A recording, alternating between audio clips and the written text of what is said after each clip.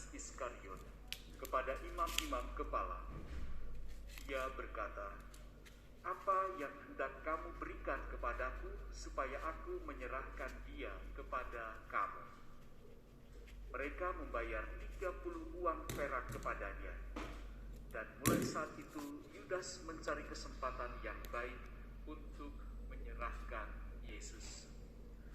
Pada hari pertama dari hari raya roti tak beragi, datanglah murid-murid Yesus kepadanya dan berkata, "Di manakah engkau kehendaki kami mempersiapkan perjamuan Paskah bagimu?" Jawab Yesus, "Pergilah ke kota kepada si anu dan katakan kepadanya, beginilah pesan guru. Waktuku hampir tiba, di dalam rumahmu lah aku mau merayakan Paskah bersama dengan murid-muridku." Lalu murid-murid melakukan seperti apa yang ditugaskan Yesus kepada mereka dan mempersiapkan Paskah. Setelah hari malam, Yesus duduk makan bersama dengan ke-12 murid itu, dan ketika mereka sedang makan, ia berkata, "Aku berkata kepadamu, sesungguhnya seorang di antara kamu akan menyerahkan aku." Dan dengan hati yang sangat sedih berkatalah mereka seorang demi seorang kepadanya, "Bukan aku ya Tuhan?" Jawab Yesus, Dia yang bersama-sama dengan aku mencelupkan tangannya ke dalam pinggan ini, dialah yang akan menyerahkan aku. Anak manusia memang akan pergi sesuai dengan yang ada tertulis tentang dia, tetapi celakalah orang yang olehnya anak manusia diserahkan. Adalah lebih baik bagi orang itu sekiranya ia tidak dilahirkan. Yudas yang hendak menyerahkan Yesus itu menyahut, "Bukan aku ya Rabi." Kata Yesus kepadanya, "Engkau telah mengatakannya." Demikianlah sabda Tuhan. Terpujilah Kristus.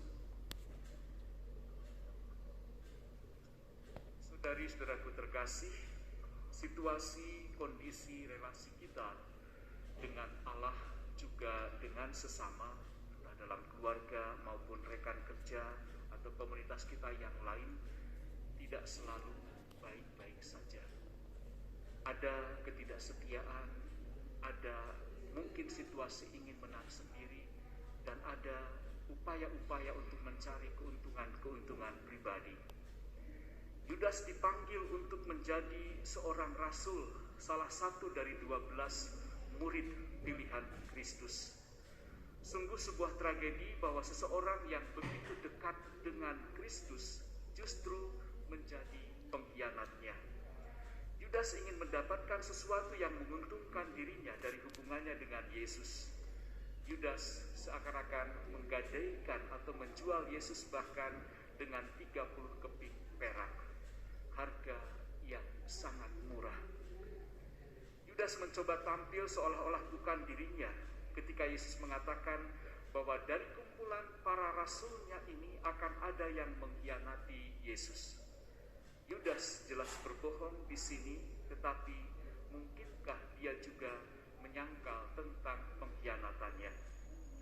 Penyangkalan dan keputusasaan dapat menjadi reaksi ketika kita menyadari betapa beratnya dosa yang telah kita perbuat. Tragedi terbesar Yudas adalah ia melupakan kasih Allah yang penuh belas kasihan.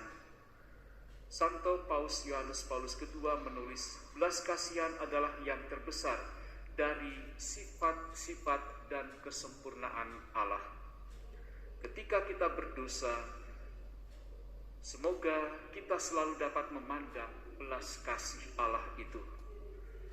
Yesus mengumumkan waktu yang telah ditentukan baginya semakin dekat.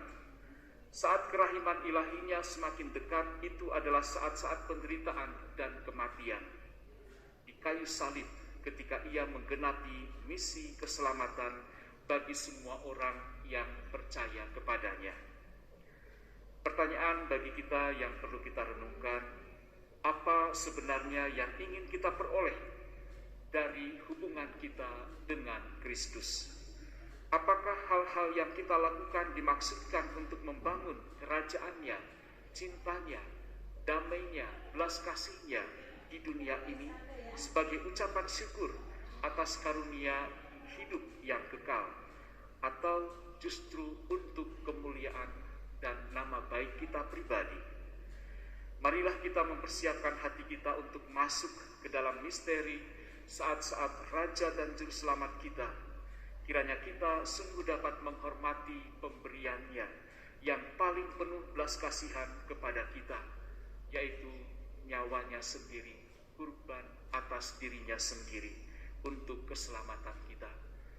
Mari saudara-saudara yang terkasih, kita mempersiapkan hati dan hidup kita untuk menantikan kebangkitan di dalam kehidupan kita sendiri karena penebusan yang dilakukan oleh Yesus sendiri bagi kita. Tuhan